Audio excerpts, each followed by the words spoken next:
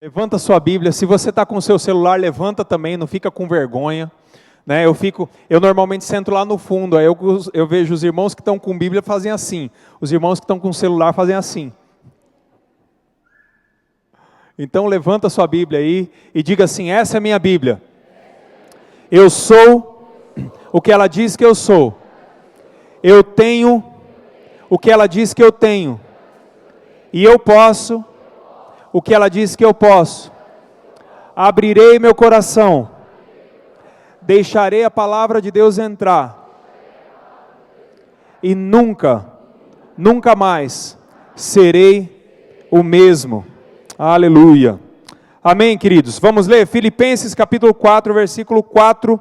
O apóstolo Paulo diz o seguinte: alegrem-se sempre no Senhor. Novamente direi, alegrem-se. Seja a amabilidade de vocês conhecida por todos, perto está o Senhor. Não andem ansiosos por coisa alguma, mas em tudo pela oração e súplicas e com ação de graças, apresentem seus pedidos a Deus. E a paz de Deus, que excede todo o entendimento, guardará o coração e a mente de vocês em Cristo Jesus.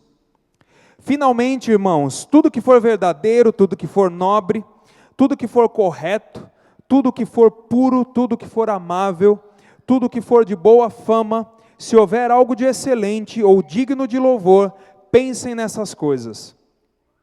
Ponham em prática tudo o que vocês aprenderam, receberam, ouviram e viram em mim, e o Deus da paz estará com vocês. Alegro-me grandemente no Senhor, porque finalmente vocês renovaram o seu interesse por mim.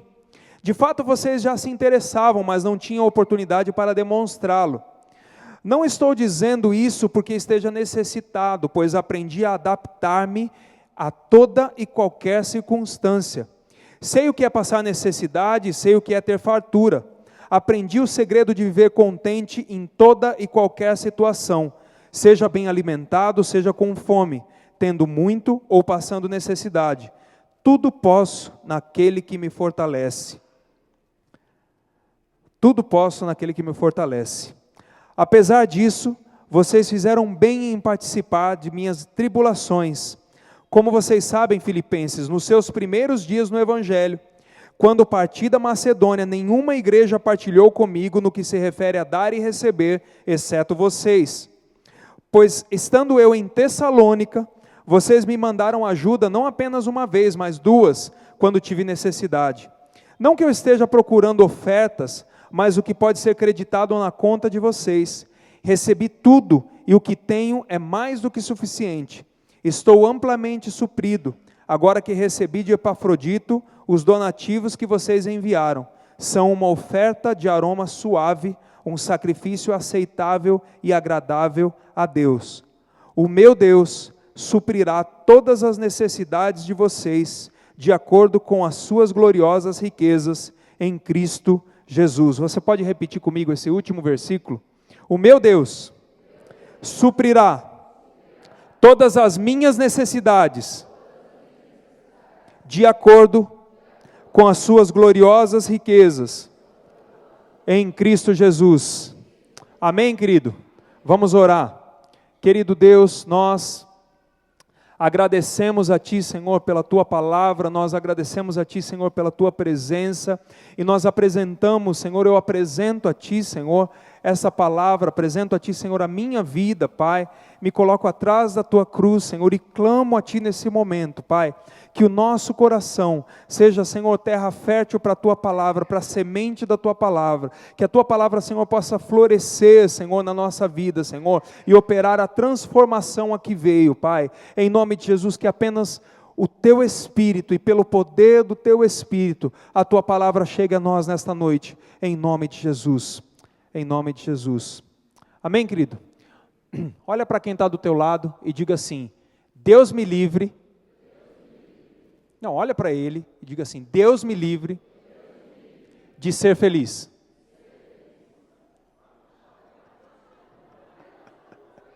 Peguei vocês, né? É isso mesmo. É isso mesmo. O tema da minha mensagem essa noite, querido, é Deus me livre de ser feliz. Na verdade, esse tema, eu aproveitei esse tema, essa frase, a partir de uma coluna de um filósofo moderno chamado Luiz Felipe Pondé. Ele escreve na Folha de São Paulo. E esse Luiz Felipe Pondé, ele diz o seguinte, que nós vivemos na nossa sociedade um comportamento que ele chama de tirania da felicidade.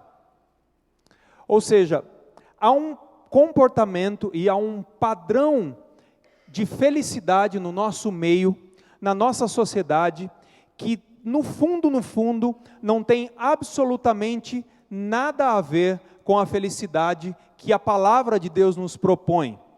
Com a felicidade expressa através dessa palavra de Paulo, quando ele começa no versículo 4, e olha para o povo de Filipenses, olha para a igreja de Filipos, e diz: Filipenses, alegrem-se no Senhor. Mais uma vez eu repito, alegrem-se. O padrão de felicidade que nós vivemos não tem absolutamente nada a ver com o padrão de felicidade que a palavra de Deus nos apresenta, e é nisso que eu quero meditar com você hoje. Esse filósofo, Pondé, ele diz o seguinte, que a maneira como nós nos comportamos na busca da felicidade, hoje em dia, ela faz com que nós sejamos infantilizados demais. Nós nos tornemos como crianças que só estão satisfeitas quando ouvem aquilo que é legal. Sabe aquela criança quando você... Eu tenho um filho de 2 anos, o Murilo. Pensa num camarada bravo. Esse cara é bravo.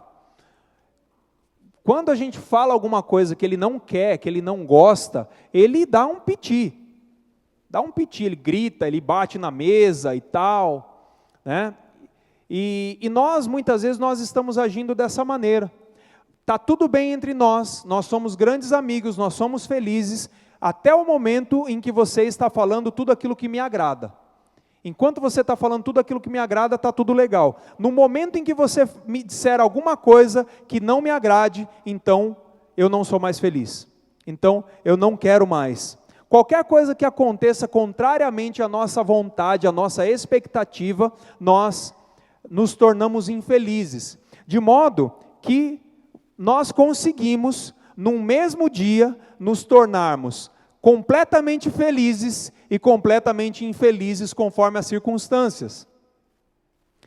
Você acorda no seu dia tremendamente de bom humor, tremendamente feliz, porque você é lavado e remido pelo sangue de Jesus, você é de Deus, você vai trabalhar com alegria, e na primeira fechada que você leva no trânsito, você passa a ser tremendamente infeliz. Aquilo acaba com o seu dia, e você sai dizendo, isso acabou com a minha vida, isso acabou com o meu dia, acabou com a minha felicidade. Será que é essa a felicidade que o Senhor Jesus propõe para nós?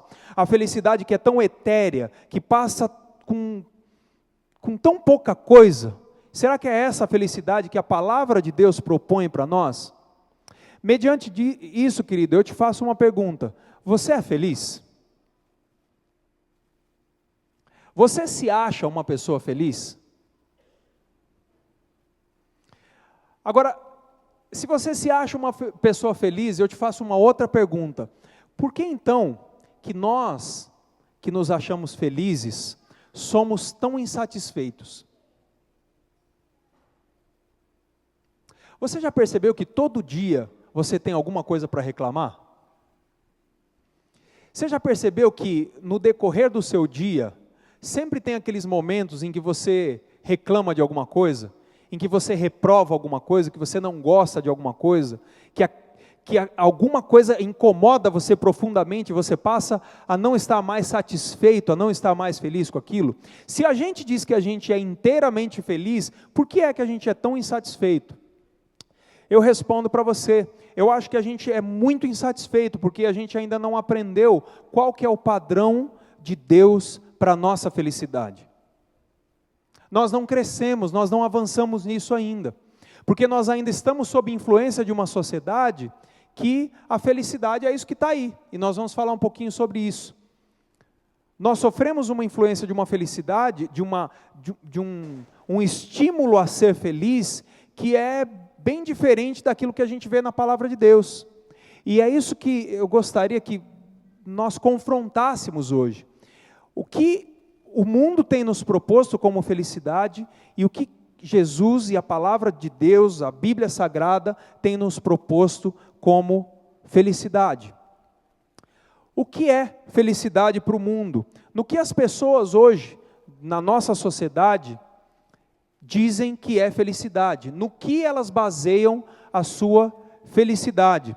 E eu, meditando sobre isso, eu pensei em alguns pontos que a gente vê todo dia na sociedade. A gente está vivendo no trabalho, na rua, na escola, na família, e nós vemos a todo momento esses padrões de felicidade que tentam impor sobre a nossa vida, e que às vezes a gente está também assimilando tudo isso como sendo o caminho para nós sermos felizes. E a primeira coisa que eu pensei é que as pessoas hoje, da nossa sociedade, elas baseiam a sua felicidade na satisfação imediata.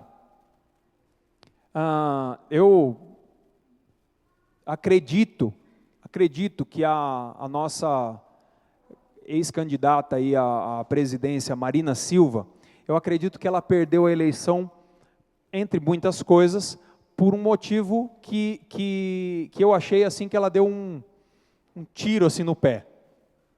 Porque ela começou, no meio da campanha, a falar contra os bancos, contra os banqueiros e tudo mais. E aí o PT, que foi tremendamente esperto, e acho que até o PSDB também usou isso, eles se levantaram dizendo: olha, então se nós rompermos com os bancos, ninguém vai ter mais nada. Você não vai ter mais acesso ao crédito, logo, se você não tem acesso ao crédito, você não vai possuir mais nada. Então, olha que estratégia, e por que isso funcionou? Porque, querido, você não quer juntar dinheiro para comprar um carro hoje. Na verdade, o que você quer é olhar o comercial do carro, levantar do teu sofá, ir lá na concessionária, fazer uma dívida de 5 anos e sair de carro zero, sem R$1 no bolso. É isso que a gente quer. Nós queremos satisfação imediata. Nós queremos que as nossas coisas venham no nosso tempo, à nossa maneira, do nosso jeito, naquele momento, daquele jeitinho. Eu estava falando para os irmãos aqui de manhã, que muitas vezes a igreja espera que Deus haja exatamente dessa forma. Deus, eu quero essa cura. Deus, eu quero essa bênção. Deus, eu quero a minha liberdade financeira. Deus, eu quero prosperidade. Mas eu quero tudo isso agora. E eu me lembro que quando Deus prometeu para Abraão, por exemplo, um filho, Abraão esperou 30 anos.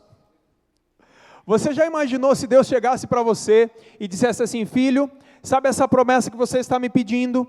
Sei, Senhor. Sabe isso que você tem clamado tanto por mim? Eu sei, Senhor. Pois é, eu vou cumprir na sua vida, daqui a 30 anos. Qual seria a nossa postura?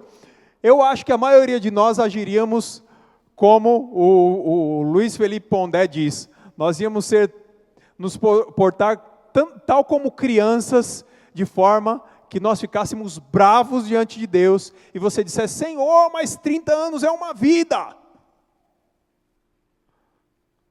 Porque nós não estamos acostumados, queridos, a esperar. Nós não queremos esperar. O padrão de felicidade para essa sociedade que está aí é o seguinte: você pode, você tem, é aqui e agora. Eu te satisfaço imediatamente. Então tudo aquilo que você quer, aquela coisa da lei da semeadura não existe mais. Aquela questão de que você semeia para um dia dar o fruto, isso aí não existe mais. Esse negócio de semear é coisa do passado. Eu quero assim, toma lá, dá cá. É assim que a gente quer. Lá na sua empresa você estudou, você fez pós-graduação, MBA, você estudou idiomas, você cresceu na empresa, você tem 15 anos de carreira, e aí você contrata um estagiário que está no 2º ano de faculdade, e depois de 6 meses que ele está lá fazendo estágio na sua empresa, ele quer tomar o teu lugar. Porque ninguém quer semear, ninguém quer lançar o pão sobre as águas, como diz Salomão. Ninguém quer investir. Esse é um dos padrões que eu acho que é o padrão de felicidade da nossa sociedade, satisfação imediata. A segunda coisa, e eu vou falar algumas coisas, acho que seis coisas que eu pensei aqui. A segunda coisa é na aquisição de coisas. As pessoas baseiam a sua felicidade na aquisição de coisas.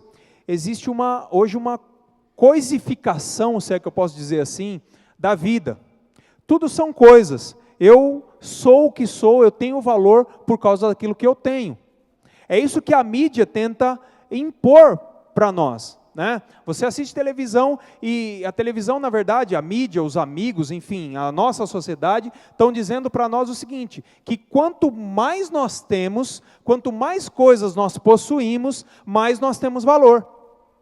Ou seja, o nosso valor está ligado àquilo que nós possuímos, e não àquilo que Deus nos fez. E eu quero dizer para você, querido, que o seu valor não está naquilo que você possui. O seu valor está na presença de Deus sobre a sua vida. O seu valor está no poder de Deus, no Espírito Santo de Deus que habita a sua vida. É aí que está o seu valor.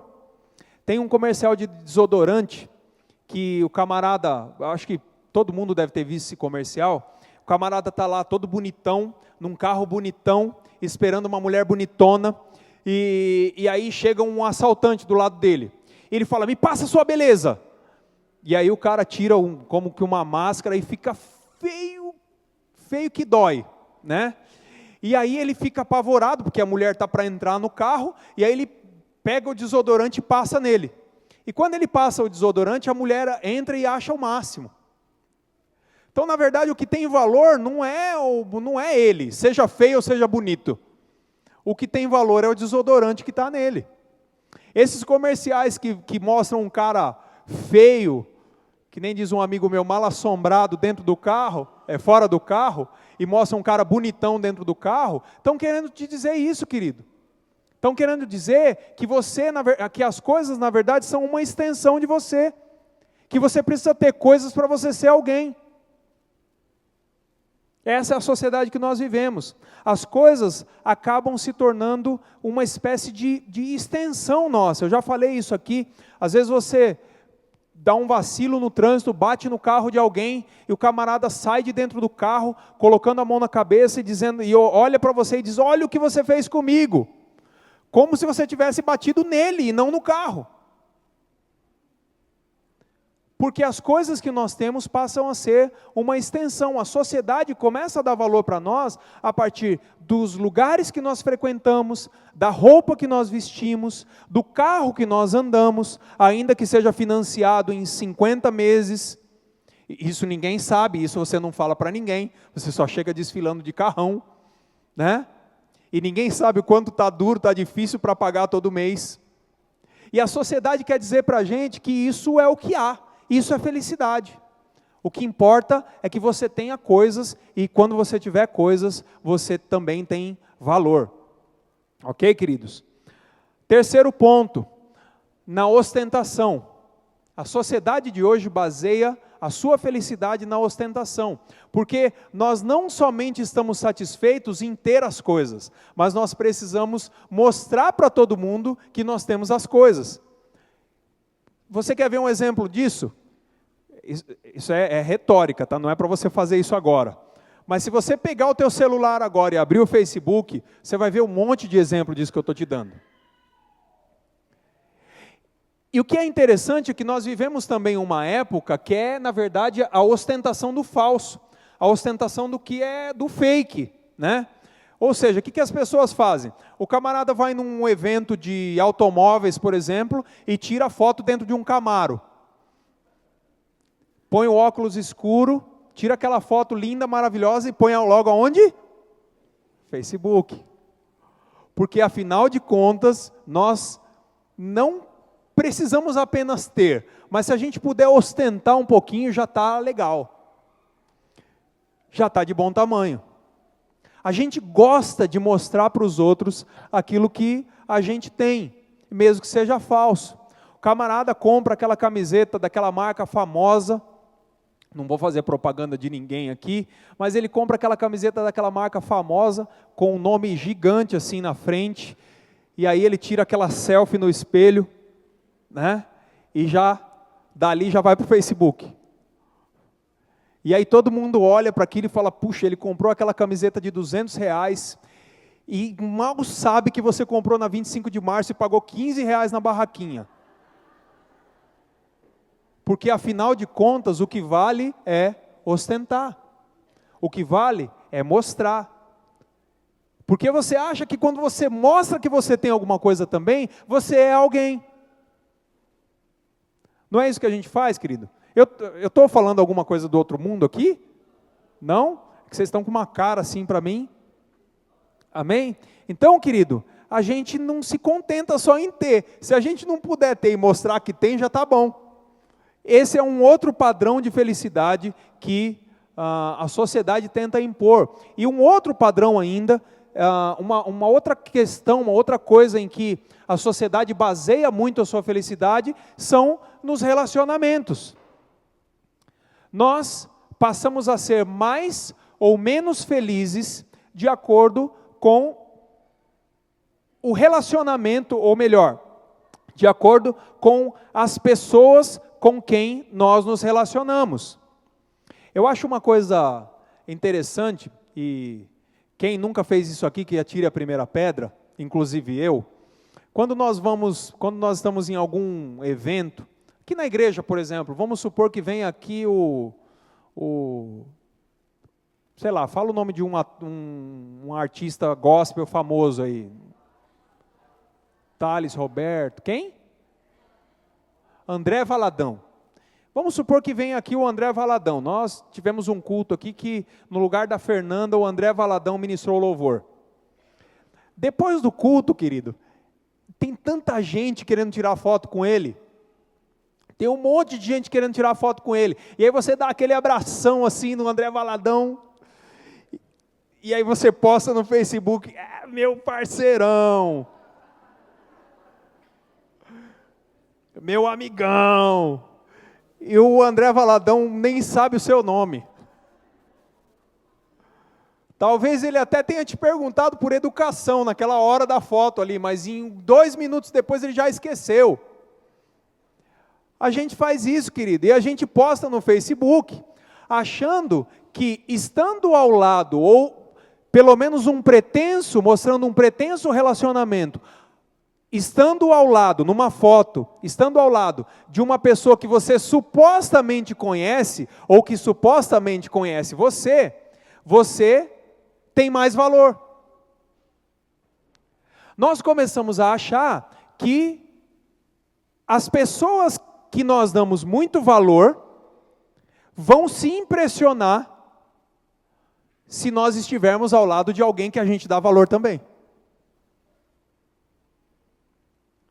Deixa eu te dizer uma coisa, você não precisa de impressionar ninguém, querido. Eu não preciso impressionar ninguém. Porque as pessoas que têm sucesso ou que fizeram sucesso na vida, embora seja um privilégio você ter contato com elas, isso é bom, relacionamentos edificam. Elas têm os mesmos problemas que eu tenho, ou já tiveram.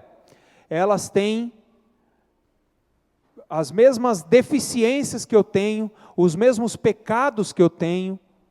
Elas sofrem, sentem dor da mesma maneira como eu sinto. Então o meu valor não pode estar atrelado ao valor que elas têm. Meu valor precisa estar atrelado àquilo, à maneira como Deus me conhece. Esse é o meu valor. Deus me valoriza por aquilo que eu sou, independente de com quem eu esteja. Deus olha para a sua vida e ama a sua vida, como nós louvamos aqui, ama muito a sua vida, ama demais, amor incondicional. Glória a Deus, aleluia. Aleluia. Aleluia. A minha oração é para que O povo que ouviu nós orando, nós estávamos na praça ali ontem com o discipulado, e o pastor Celso pegou o microfone na mão e começou a orar para que Deus derramasse chuva. A minha oração agora, nesse momento, é para que aquelas pessoas que ouviram essa oração, saibam que nós temos um Deus, que atende as nossas orações. Amém? Glória a Deus. Que chova mais e mais e mais e mais, em nome de Jesus. Principalmente em cima das represas. Amém, queridos? Então, nós valorizamos as pessoas, queremos estar ao lado das pessoas, queremos ter relacionamentos com essas pessoas, que nós damos valor, porque nós achamos que estar próximos dessas pessoas, o nosso valor vai aumentar. E isso não tem absolutamente nada a ver. Talvez o nosso valor junto dessas pessoas seja maior diante da sociedade que está aí, diante daquilo que nós vemos, das pessoas que estão à nossa volta. As pessoas olhem e digam: puxa, legal, ele conhece o fulano, puxa, legal, ele conhece o cicrano. Mas o nosso valor diante do Senhor não tem absolutamente nada a ver com isso, querido, porque eu e você somos carentes da graça de Deus, da mesma maneira que qualquer ser humano. A palavra de Deus diz que todos pecaram e estão carentes da graça de Deus. Então todos nós somos carentes da graça de Deus, querido. Não atribua, não atrele o valor que Deus te dá ao valor que as pessoas dão, porque o valor que Deus te dá sobrepuja o valor que as pessoas dão. Deus ama a sua vida, Deus ama a minha vida. Aleluia. Quinto ponto, a sociedade baseia a sua felicidade na quantidade de pessoas que a servem. Entendeu? Na quantidade de pessoas que as servem. Uma das coisas que mais me emociona em trabalhos como esses que nós tivemos ali na praça ontem, é justamente a disposição das pessoas para servir. Eu ficava de longe assim, às vezes observando os irmãos orando ali na barraca de oração, medindo a pressão arterial das pessoas que passavam por ali, pintando o rosto das crianças, olhava para as pedras, porque eles pintaram as pedras da praça, deram uma embelezada na praça, e eu fico olhando para aquilo ali, e eu não consigo chegar a outra conclusão, senão que aquelas pessoas têm o desejo de servir a Deus, porque elas não estavam ali para serem vistas, elas não estavam ali para ganharem nenhum prêmio, aliás, muito pelo contrário, elas tiveram que dedicar muito das suas vidas, abrir mão de várias coisas pessoais para estarem ali, porque ainda tem gente que quer servir. Eu acho que servir é uma coisa que meio que caiu de moda hoje em dia. Quando você expressa que você tem esse desejo, ou que você serve, logo logo a sociedade já rebaixa você.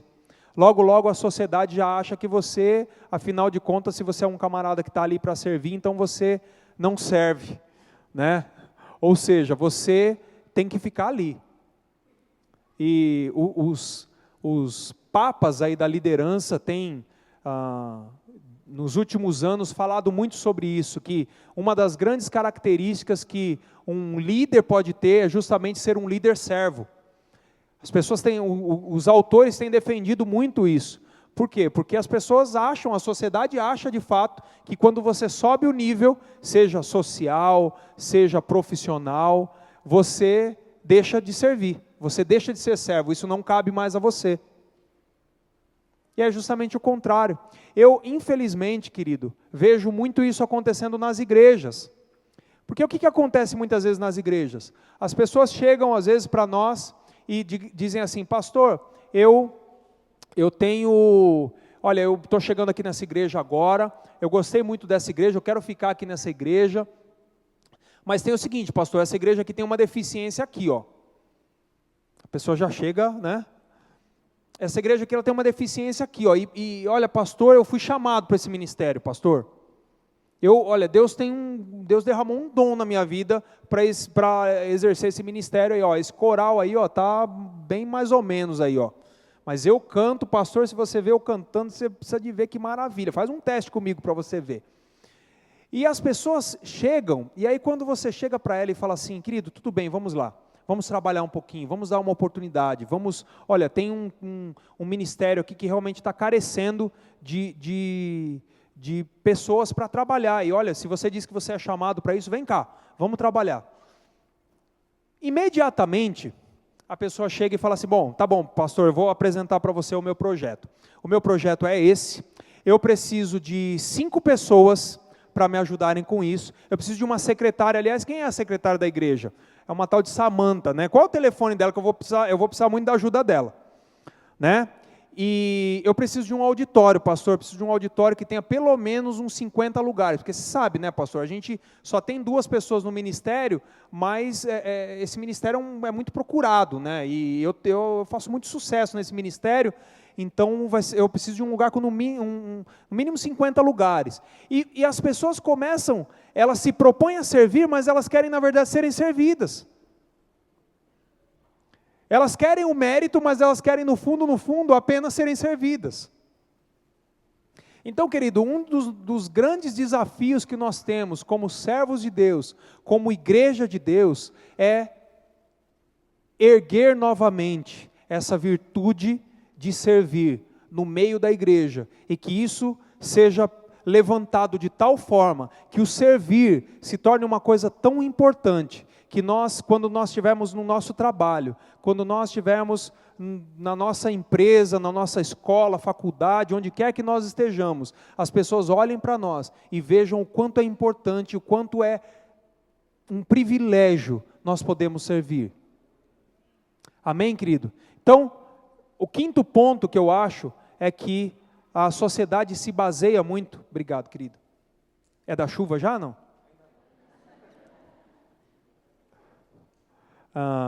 É da chuva. Bom, não é da chuva, né? Pode ser da fonte também, né? Eu ia fazer uma piada, mas deixa para lá. Melhor não continuar. Esse é o 5º ponto que eu acho que as pessoas se baseiam para dizerem que são felizes. A sociedade se baseia a sua felicidade. E o 6º e último ponto da forma como eu acho que a sociedade baseia a sua felicidade é que as pessoas querem ser felizes a partir da mudança de tudo ao seu redor, menos da sua própria mudança. Uma das aulas que eu dou aqui no discipulado, quando eu falo sobre caráter, eu lanço um desafio para as pessoas, e eu falo assim, quem fez discipulado aqui já sabe disso, eu lanço um desafio para as pessoas, eu tenho um tema que eu trato, que é tempo de mudança, e eu falo para as pessoas, olha, você tem um desafio essa semana, você vai para casa, e você vai pensar em 2 ou 3 pessoas que sejam do seu ciclo de relacionamentos, vai fechar a sua boca, e perguntar para elas, onde vocês têm que mudar? E ficar com a sua boca fechada, não justificar, não rebater, não brigar. Você tem que perguntar para essas pessoas e ouvir o que elas têm que dizer, o que elas querem dizer com a boca fechada. E não é estranho, tem um mosquito aqui. E não é estranho que chegue na outra semana e ninguém tenha feito. E aí eu cobro e tal, mas tem aí alguns poucos corajosos que fazem, mas boa parte dos irmãos acabam não fazendo. E eu entendo essa dificuldade, querido, porque mudar dói. Mudança dói. Se a gente quer ser feliz fora desse padrão de infantilidade, né, que a gente não aceita que as pessoas falem contra aquilo que a gente quer, a gente precisa enfrentar a dor de mudar. Porque é assim que a gente age. A nossa esposa precisa mudar, mas eu não. Olha, a minha esposa precisa mudar nisso, nisso e nisso. Eu posso fazer uma lista do que minha esposa pode mudar, mas eu não. Gente, é só um exemplo, tá? Minha esposa é uma bênção. Ela não precisa mudar em nada.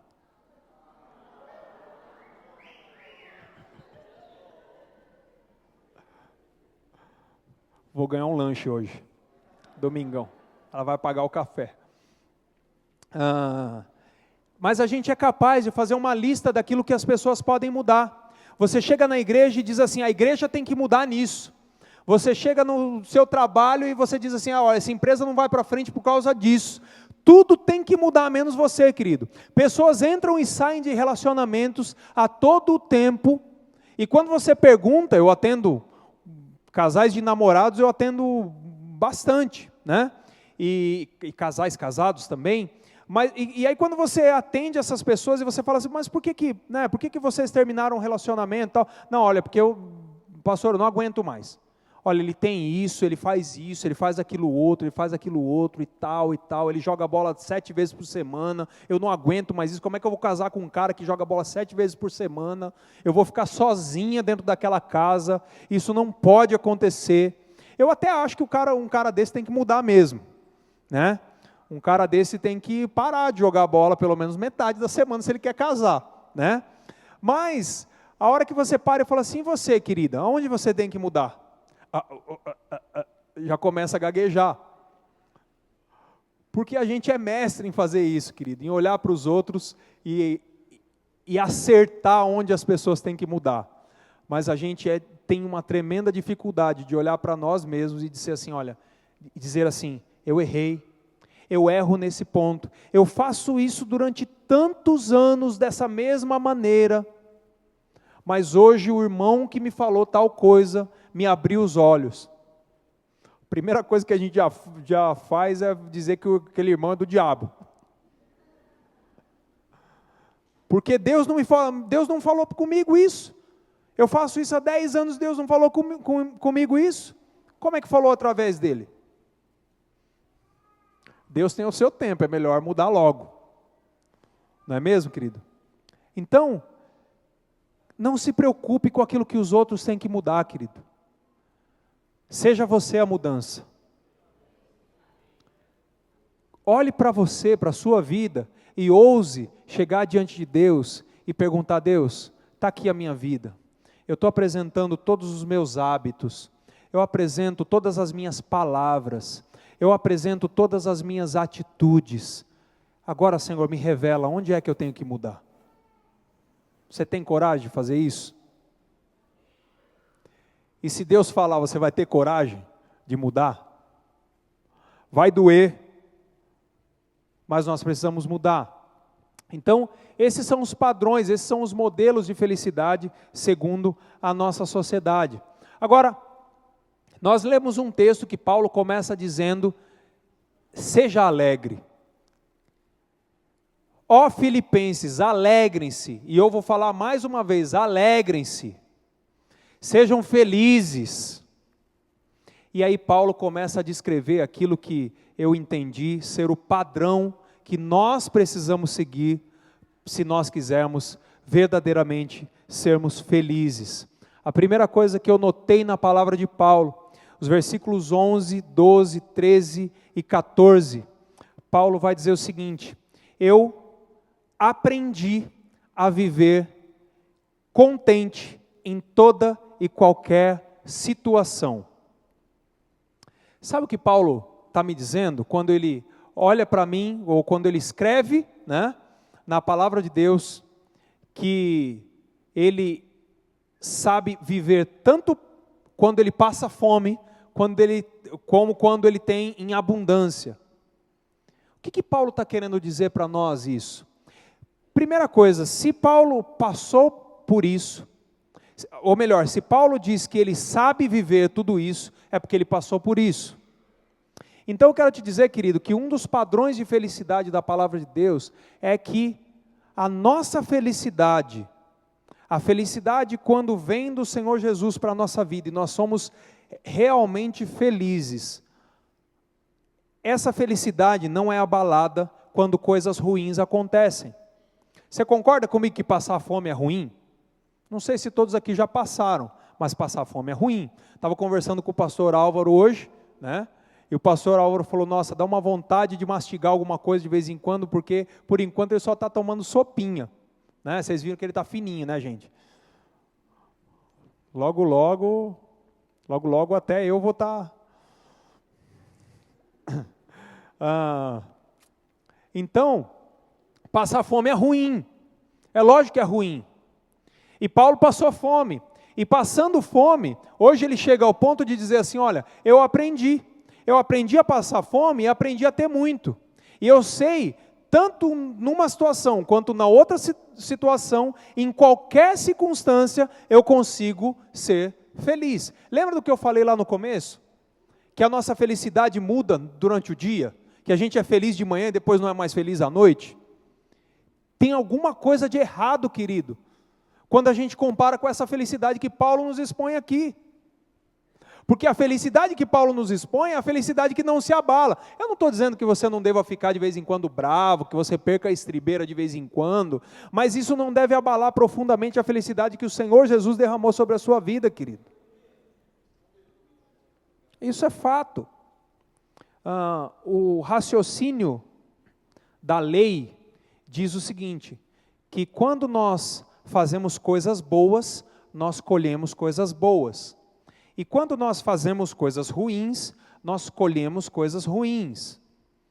Mas a palavra da graça diz que quando você faz uma coisa ruim, ainda assim isso pode ser revertido em bênção na sua vida por causa da misericórdia de Deus. Então, quando você passar por algum momento que você estiver se achando extremamente infeliz, saiba que você pode todas as coisas naquele que te fortalece. Porque é isso que Paulo diz. Depois dele falar que ele aprendeu a viver, tendo muito ou tendo pouco, ou não tendo nada, ele diz, eu posso todas as coisas naquele que me fortalece. Você pode todas as coisas naquele que te fortalece, querido? Aleluia, aleluia. Deus quer você feliz, querido. Quer você feliz, mas tão feliz, que você seja como aquele do Salmo. Não me lembro agora a referência, mas há um Salmo que fala que nós somos um povo bem-aventurado porque nós não nos desesperamos com as más notícias. Sabe quando chega uma má notícia, a gente não se desespera? Nós precisamos ser felizes a esse ponto. O Senhor quer que nós sejamos felizes a esse ponto, de que as coisas que venham sobre a nossa vida não nos abalem, porque a nossa felicidade está no céu, a nossa esperança está no céu. Segundo ponto, nós somos felizes quando nós conseguimos deixar de ser ansiosos. Paulo diz assim, não andem ansiosos por coisa alguma, antes façam conhecidas diante do Senhor a sua súplica, e por meio de súplica, todos os seus pedidos. 1 Pedro capítulo 5, versículo 7, se não me falha a memória, Pedro diz assim, lança sobre o Senhor toda a vossa ansiedade, porque Ele tem cuidado de vós. O padrão de felicidade que a palavra de Deus quer nos colocar para viver, querido, é o padrão de felicidade tal que nós possamos viver, lançando sobre, não é que nós não tenhamos ansiedades, mas para que nós vivamos, tomando essas ansiedades e lançando no trono dele. A Organização Mundial da Saúde diz que hoje no Brasil, nós temos cerca de 10 milhões de pessoas que sofrem por transtornos de ansiedade. Tem até uma doença relativamente nova, chamada Síndrome da Ansiedade Generalizada, se eu não me engano, acho que é isso. Oi? Sim, tem isso, mas tem uma outra doença também que fala da ansiedade generalizada, que é o estado em que a pessoa se encontra, em que ela trava, ela não consegue fazer mais nada. A ansiedade é tão grande que a domina de tal maneira que ela fica travada, ela não consegue fazer mais nada. E nós vivemos numa sociedade que está a todo tempo nos estimulando a viver essa ansiedade. Nós temos crianças hoje tendo doenças de adultos por causa de ansiedade. Crianças com gastrite, crianças de 5, 6 anos de idade com gastrite, por causa da ansiedade. E aí tem uma coisa tremendamente interessante, eu ouvi um psicólogo falando outro dia, que as pessoas que são religiosas, estou falando no termo dele, Mas as pessoas que são religiosas conseguem lidar melhor com a ansiedade, porque elas conseguem entender que a ansiedade dela, não resolvendo, ela tem um ser superior que as ajuda a resolver os seus problemas de ansiedade.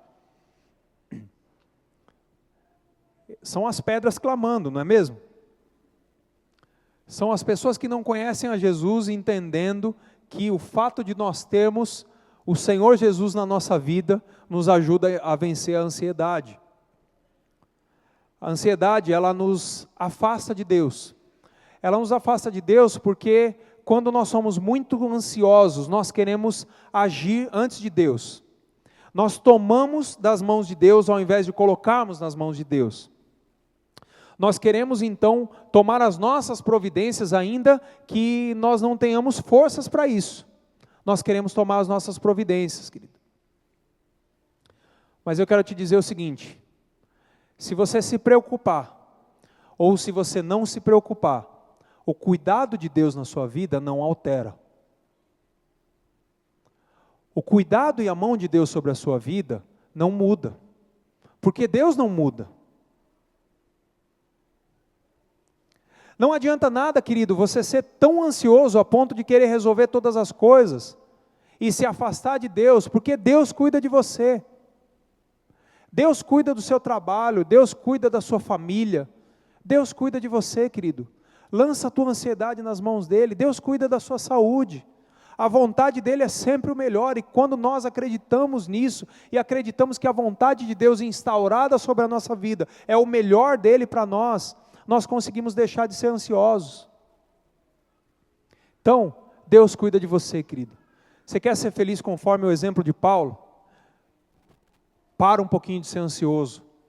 Deixa um pouquinho essa ansiedade de lado. E começa a lançar as suas coisas na presença e nas mãos de Deus.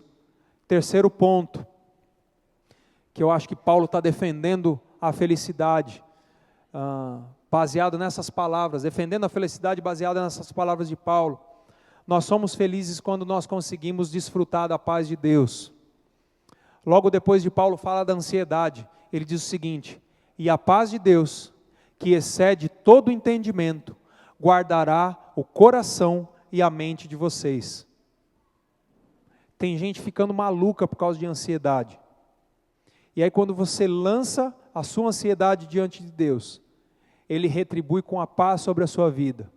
E quando a paz, que ninguém entende, porque a palavra de Deus diz que excede todo o entendimento, quando a paz que ninguém entende invade a sua vida, inunda a sua vida, você começa a viver feliz. Você começa a desfrutar da felicidade que o Senhor Jesus tem para você. Quando as pessoas começam a olhar para você e dizer assim: puxa, mas esse camarada aqui não tem motivo nenhum para ter a paz que ele tem. Mas como eu queria isso que tem na vida dele.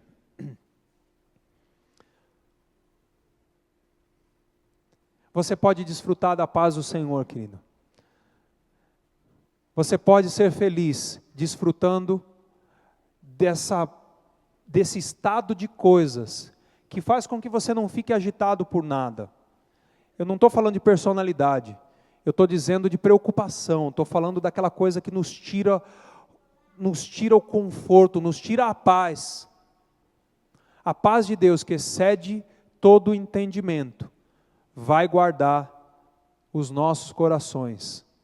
Nós precisamos aprender a desfrutar da paz de Deus. Nós precisamos parar um pouco. Tem um livro que eu li muitos anos atrás, chamado Um Minuto para Mim. Esse livro ele ensina você a parar e desfrutar de um momento de paz. A pessoa que escreveu esse livro era um psicólogo, mas eu acredito que vem bem a calhar.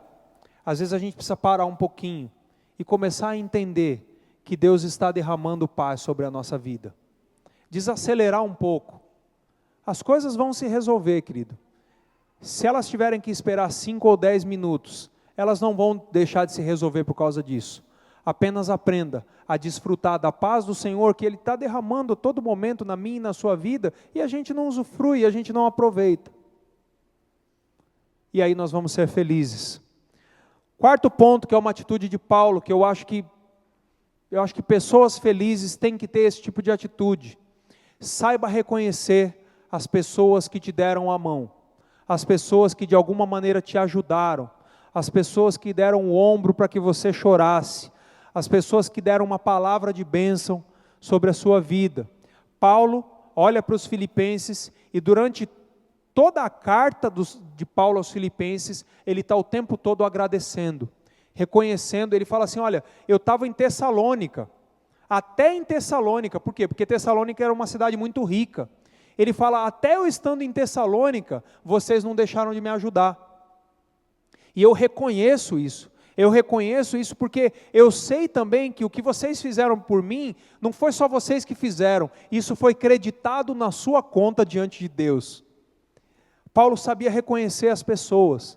Então, querido, uma das atitudes mais lindas das pessoas felizes é reconhecer aquelas pessoas que as ajudaram, que as empurraram e as motivaram a chegar onde elas chegaram. Pessoas que muitas vezes não te deram dinheiro, pessoas que muitas vezes não fizeram uma coisa tão grande, mas pessoas que encontraram com você num dia e falaram uma frase que abençoou a sua vida. Saiba reconhecer isso, querido. Essa semana teve o dia dos professores, né? Acho que quarta, se eu não me engano, e eu postei no Facebook uma homenagem para os professores, alguns irmãos devem ter visto, mas eu precisei mencionar pelo nome algumas pessoas que, além de terem sido professores, foram bênção na minha vida. Sabe por quê? Porque a palavra de Deus diz o seguinte: aquele que está sendo instruído na palavra, faça participante de todas as coisas boas aquele que o instrui. Nós precisamos aprender a reconhecer essas pessoas, querido. Eu me lembro, vou dar um exemplo do Henrique aqui. Ricão, se você ficar bravo, depois a gente se acerta, não falei com ele. Quando o Henrique abriu a padaria, 2 anos atrás, 3 anos? 3 anos atrás, quando o Henrique abriu a padaria, eu estava num domingo de manhã assistindo Pequenas Empresas, Grandes Negócios. E aí daqui a pouco eu olhei uma entrevista e falei, eu conheci esse cara. Aí eu vi, era o Henrique, dando uma entrevista. E eu assisti toda a entrevista, mas eu só me lembro de uma frase que ele falou e que eu achei fantástica naquela entrevista. Ele falou assim, olha, uma coisa que existe de muito importante é nós não esquecermos as pessoas que nos ajudaram. Você lembra disso? Ele falou isso e aquilo marcou. Uma frase simples, mas aquilo marcou. E aí um belo dia eu fui lá conhecer a padaria, né?